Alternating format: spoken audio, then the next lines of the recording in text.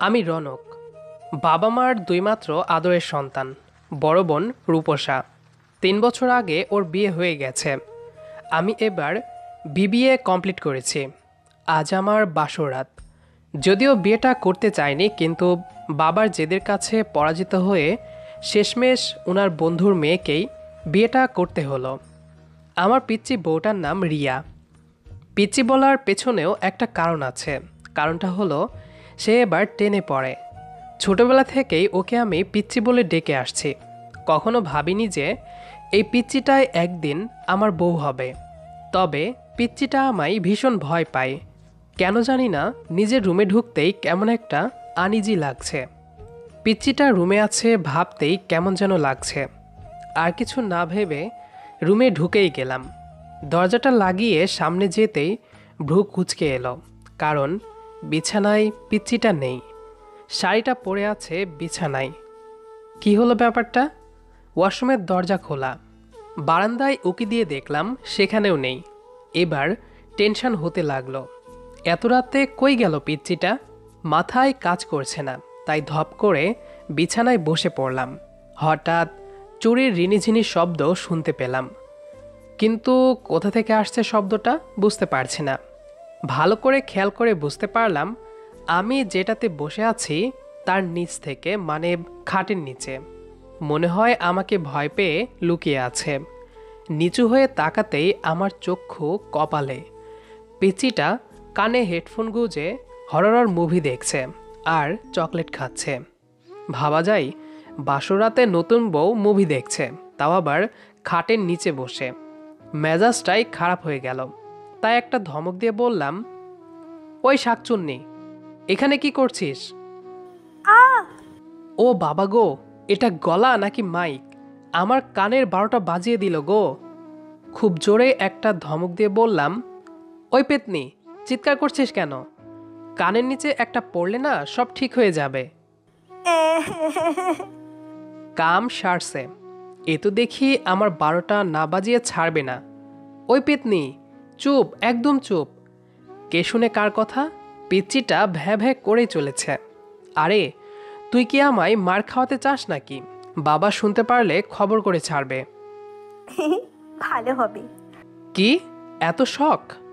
আমি কিছুটা অভিমানী কণ্ঠে বলে উঠলাম, তুমি আমায় বকলে কেন? না, আপনাকে চুম্মা দিব। আমার কথা শুনে পিচ্চিটা দেখি মুহূর্তেই লজ্জা পেতে শুরু করেছে। ভ্রুকুচকে ওর দিকে তাকিয়ে বললাম, ওই শাকচুন্নি, এমন করছিস কেন? যা দুষ্টু, আমার বুঝি লজ্জা করে না? পিচ্চিটার এমন কথা শুনে আমি তো হা করে ওর দিকে তাকিয়ে রইলাম। বলে কি এই মেয়ে? কোনোভাবে মাথা ঝাঁকিয়ে পিচ্চিটার কান টেনে ধরে বলে উঠলাম, বাহ, খুব শখ না চুমু খাওয়ার? তবে আয়, তোকে চুমু দিচ্ছে। আ এই, তুমি আমার কান ধরেছো কেন? আমি কিন্তু চিৎকার করব। তুই বেরিয়ে আসবি নাকি কানটা ছিঁড়ে ফেলবো? না, আমি আসছি বলেই বাইরে বেরিয়ে এলাম। এই, তুমি আমার কান ধরলে কেন? বেশ করেছি, কান ধরেছি। কি করবি তুই? কাল সকালেই বুঝতে পারবে। সকালে কেন? এখন নয় কেন? কারণ সময়ের কাজে সময়ই করতে হয়। এবার আমার চোখ পড়ল রিয়ার দিকে। ওকে দেখে নিজের হাসি আটকে রাখতে পারলাম না, তাই হেসেই দিলাম। কি, কিছু বুঝতে পারছেন না তো? আসলে পিচ্চিটা আমার টি শার্ট পরে আছে। সেটা তো যেমন তেমন, সমস্ত মুখে চকলেটের মাখামাখি। পেটিকোটের ওপর টি শার্ট, মুখে চকলেট মাখা। এবার বুঝে নেন কেমন লাগতে পারে। ওই পিচ্চি, এটা কি পরে আছিস? আমার কথা শুনে রিয়া কাচুমাচু ফেস করে বলে উঠল, কি করব, এত ভারী শাড়ি পরে তো থাকতে পারছিলাম না। এখানে আর কিছুই পাইনি তো, তাই তোমার টি শার্ট পরেছি। ঠিক আছে, আমি খুলে দিচ্ছি। বলেই পিচ্চিটা টি শার্ট খুলতে নিল। আমি চোখ বড় বড় করে বলে উঠলাম, ছি ছি, ওই তোর লজ্জা করছে না? আমার সামনে টি শার্ট খুলতে নিচ্ছিস? আমার কথা শুনে পিচ্চিটা থতমত খেয়ে যায়। বেশ বুঝতে পারলাম খুব লজ্জা পেয়েছে সে। হয়তো ভাবতে পারেনি সে কি করতে যাচ্ছিল। থাক, আর লজ্জা পেতে হবে না। ওয়াশরুমে গিয়ে ফ্রেশ হয়ে আয়। চকলেট মেখে তো মুখের 12টা বাজিয়ে রেখেছিস। আমার কথা শুনে সে দ্রুত গতিতে ওয়াশরুমে ঢুকে গেল। পাগলি একটা, কবে যে বড় হবে কে জানে। আমি বিছানায় গা এলিয়ে দিতেই সারাদিনের ক্লান্তি এসে ভর করলো চোখে। কিছুক্ষণের মধ্যে তলিয়ে গেলাম ঘুমের দেশে। পার্কের বেঞ্চে মন খারাপ করে বসে আছি, এমন সময় আগমন ঘটল আমার একমাত্র জানে জিগার হারামি বন্ধু অপুর। ধপ করে পাশে বসে বলে উঠল, কিরে, নতুন জামাই মুখটা কেমন পেঁচার মতো করে বসে আছিস কেন? বউ কি কেলানি দিয়েছে নাকি? কেলানি দিলেও মনে হয় ভালো হতো, অন্তত বাবা মার সামনে সম্মানটা তো থাকতো। কেন, কি হয়েছে একটু খুলে বলতো। আর বলিস না ভাই, বাবা তো জোর করে একটা পিচ্চি শয়তানকে কাঁধে ঝুলিয়ে দিয়েছে। দূর শালা, ভানিতা না করে কেসটা কি সেটা বল। আরে সকালবেলা নাস্তার টেবিলে পিচ্চিটা বাবার সামনে মার কাছে নালিশ করেছে আমি নাকি জোর করে ওর সাথে অসভ্যতা করেছি। কত বড় পাজি চিন্তা কর। লাইক সিরিয়াসলি এই কথা বলেছে আঙ্কেল আন্টির সামনে? ভালো করেছে, তুই করতে পারবি আর সে বলতে পারবে না। অপুর বাচ্চা, আমি মরছি আমার জ্বালাই আর তুই মজা নিচ্ছিস। আমি কিছুটা আগ্রহ নিয়ে ওকে জিজ্ঞেস করলাম, তা কি কি করলি রাতে? জুতা দেখিয়ে বললাম, এটা চিনিস? ওমা, এটা দিয়ে কি তোর বউ তোকে পিটিয়েছে নাকি কাল? না, তোকে পেটাবো হারামি। লোক গোমরা করে বলে উঠলাম, আজ বিয়ে করিনি বলে এমন একটা। ওকে আর কিছু বলতে না দিয়ে ধরাম ধরাম করে কয়েকটা বসিয়ে দিলাম। ওহ, ওই হারামি, লাগছে তো। সরি, আর বলবো না, এবারের মতো মাফ করে দে। ওর এমন কাচুমাচু ফেস দেখে আর মারলাম না, অন্যদিকে তাকিয়ে বসে রইলাম। শালা হারামি, দুষ করলো তোর বউ আর মারলি আমাকে? জীবনেও ভালো হবে না তোর। কিছুক্ষণ নীরবতা নিয়ে, মন যে মানছে না, খুব ইচ্ছে করছে ওর গল্প শুনতে, তাই নীরবতা ভেঙে আবার জিজ্ঞেস করলাম, কিরে, আমি না তোর একমাত্র দোস্ত, বলবি না? আমার কথা শুনে রনক রাগি চোখে তাকালো। থাক, হয়েছে হয়েছে, এভাবে তাকাতে হবে না। আমি কে তোর যে সব বলবি? আমি তো তোর কেউ না। বলেই অন্যদিকে মুখ ফিরিয়ে নিলাম। আর চোখে তাকিয়ে দেখি ও নর্মাল মুডে এসেছে। যাক, দোষটা কাজে লেগেছে। কাঁধে হাত রাখতেই হাতটা ঝাড় মেরে সরিয়ে দিলাম। সরি। সরি মাই ফুট, আমি কে তোর কেউ না তো। একদম ন্যাকামি করতে আসবি না আমার সাথে, যা সর। বলেই উঠে আসতে নিলে ফাজিলটা টেনে ধরে বসিয়ে দিল। সরি তো, আর মারবো না প্লিজ। এই কান ধরলাম। আমাকে কান ধরতে দেখে অপু খিলখিল করে হেসে দিল। থাক, আর নাটক করতে হবে না। বুলু কুচকে জিজ্ঞেস করলাম, এবার ভালো ছেলের মতো সব খুলে বল, কাল কি কি হয়েছিল? ওর মাথায় একটা চাটি মেরে বলে উঠলাম, আপনি যা ভাবছেন তেমন কিছুই হয়নি বুঝলেন। সে এখনও পিচ্চি, আগে বড় হোক তারপর ভাবা যাবে। আমার কথা শুনে অপু হাঁ করে তাকিয়ে আছে কৌতূহলী দৃষ্টিতে। তাই গতকাল রাতের সব কথা ওকে খুলে বললাম। আমার কথা শুনে অপু হাসতে হাসতে মাটিতে বসে পড়ল। আহারে বেচারা, অনেক কত কষ্ট পেয়েছে গো, বাসর রাতটাই হলো না। এজন্যই বলতে চাইনি তোকে।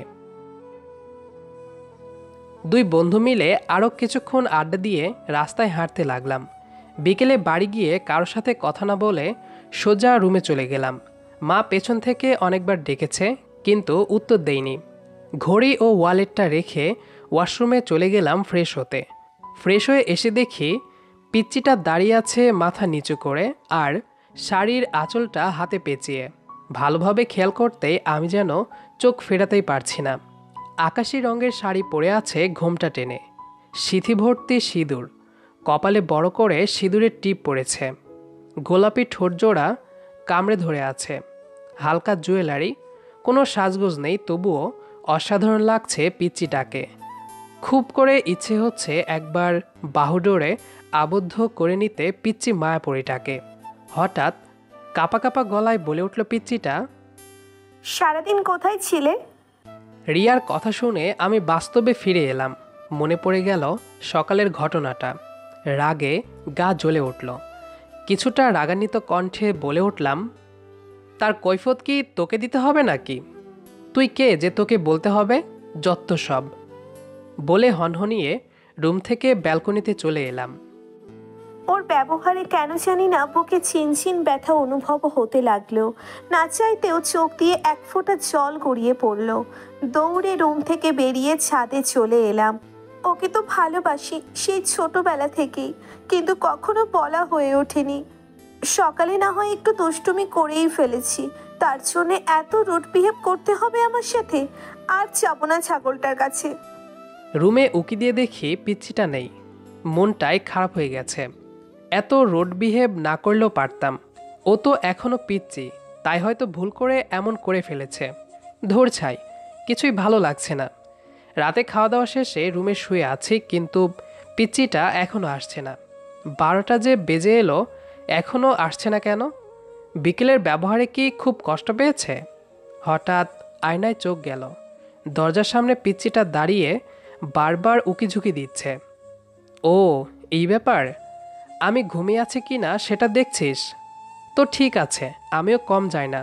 চোখ বন্ধ করে ঘুমের ভান করে শুয়ে রইলাম। কিছুক্ষণ পর পিচ্চিটা চোরের মতো রুমে ঢুকে আস্তে করে আমার পাশে বসে পড়ে। কিছুক্ষণ আমার দিকে তাকিয়ে আলতো করে আমার কপালে ওর ঠোঁট ছোঁয়ালো। ওর উষ্ণ স্পর্শে শরীরে কেমন যেন একটা অন্যরকম ভালো লাগার শীতল স্রোত বয়ে গেল। আমার হাতটা বুকে জড়িয়ে ধরে কান্না ভেজা কণ্ঠে বলে উঠল, সরি সকালের ঘটনার জন্য। আসলে তুমি আমার বিয়ে করতে চাওনি, তারপর আবার কাল বকেছো। আবার আমাকে একা রেখেই ঘুমিয়েছিলে। খুব রাগ হয়েছিল। কত ইচ্ছে ছিল তোমার বুকে মাথা দিয়ে ঘুমাবো, কিন্তু তুমি তুমি নাক ডেকে সারা রাত ঘুমিয়েছো। তাই খুব রাগ হয়েছিল তোমার প্রতি। তাই তোমাকে পচাতে একটু দুষ্টুমি করে এমনটা করে ফেলেছি। তুমি যে এভাবে রেগে যাবে তা কখনো ভাবতে পারিনি। বিশ্বাস করো, যদি জানতাম তুমি রেগে যাবে তবে কখনো এমনটা করতাম না। অনেক ভালোবাসি যে তোমায়, সেই ছোটবেলা থেকেই, কিন্তু কখনো বলতে পারিনি। তুমি তো সব সময় রাগি মুডে থাকো, তাই কখনো সাহস করে বলতে পারিনি। এমন করলে কখনো বলবো না ভালোবাসি, বুঝলে? পচা ছেলে, তুমি খুব পচা ডাইনোসর একটা। মনে মনে বলতে লাগলাম, যাকে এতদিন পিচ্চি ভেবে এসেছি সে এতটাই বড় হয়ে গেছে কখন টেরি পেলাম না। বাবা ঠিকই বলে, আসলে একটা গর্ধপ আমি। সত্যি, বাবা পারফেক্ট একজন জীবনসঙ্গী এনেছে আমার জন্য। সত্যি আমি লাকি। হঠাৎ বুঝতে পারলাম আমার হাতটা ছেড়ে পিচ্চিটা উঠে যাচ্ছে। তাড়াতাড়ি চোখ খুলে পিচ্চিটাকে এক টান দিলাম। উঠে আসতে নিলে হঠাৎ টান অনুভব করলাম। ব্যালেন্স রাখতে না পেরে সোজা ওর বুকে গিয়ে পড়লাম। আচমকা এমন কিছু হওয়াতে আমি ভ্যাবাচ্যাকা খেয়ে গেলাম। ওর দিকে তাকাতেই দেখি পাছিটা মুখ টিপে হাসছে। আমি চোখ বড় বড় করে জিজ্ঞেস করলাম, তুমি ঘুমাওনি? ঘুমালে কি জানতে পারতাম আমার পিচ্চি বউটা কবে কখন এত বড় হয়ে গেছে আর আমায় এতটা ভালোবাসে? শয়তান ইতর, এত বড় ধোকা দিলে আমায়! বলতে বলতে ওর বুকে ইচ্ছে মতো কিল ঘুষি দিতে লাগলাম। আউচ! ওই ডাইনি রাক্ষসী, আমাকে এভাবে মারছো কেন? তবুও থামছে না দেখে একটানে বিছানায় ফেলে দিয়ে একটু ঝুঁকে ওর চোখের দিকে তাকিয়ে দুষ্টু হাসি দিয়ে বলে উঠলাম, আমাকে মারছো তাই না? এবার রেডি হও চান্দু, আমাকে মারার ফল ভোগ করতে। বলেই ওর কাঁপা কাঁপা ঠোঁটের দিকে এগোতে লাগলাম। এই কি করছো তুমি? আমি তো ছোট মানুষ, এসব করো না, ঈশ্বর পাপ দিবে। পিচ্চিটার কথা শুনে একটা ডেভিল স্মাইল দিয়ে সম্পূর্ণ ভর ওর উপর ছেড়ে দিয়ে বলে উঠলাম, ওলে ছোট মানুষলে, আজ আপনাকে বড় বানিয়ে দেব। ওকে আর কিছু বলতে না দিয়ে ওর ঠোঁটজোড়া নিজের দখলে নিয়ে নিলাম। হারিয়ে গেলাম অজানা সুখে। রাত 2টা। পিচ্চিটা গুটিসুটি মেরে আমার বুকে শুয়ে আছে। বুকে আঙ্গুল দিয়ে আঁকিবুকি করছে। কিরে, ঘুমাবি না? অনেক রাত হয়েছে তো। হনুমান, আমি পিচ্ছি জেনেও এমনটা করতে পারলে? কি করেছি? মাথা তুলে ওর দিকে তাকিয়ে অভিমানী কণ্ঠে বলে উঠলাম, তুমি জানো না কি করেছো? আমি ওর কথায় অবাক হওয়ার ভান করে মাথা নাড়িয়ে বলে উঠলাম, কিছুই জানি না তো। বচ্চাত পোলা, এত কিছু করে এখন বলছো কিছুই জানি না? পাপ হবে তোমার, পাপ। আমি হাসতে হাসতে ওকে আরও শক্ত করে জড়িয়ে ধরে কপালে একটা চুমু দিয়ে কানের কাছে ফিসফিসিয়ে বললাম, তোমাকে ভালোবাসতে গেলে যদি 1000টা পাপ হয়, তবে এমন পাপ আমি সারা জীবন করতে রাজি আছি। বুঝলে পিচ্ছি? আমাদের আজকের গল্পটি আপনার কাছে কেমন লেগেছে সেটি অবশ্যই কমেন্ট করে জানাবেন। দেখা হবে আবারও নতুন কোনো গল্প নিয়ে। সেই পর্যন্ত আমাদের সাথেই থাকবেন। ধন্যবাদ সবাইকে।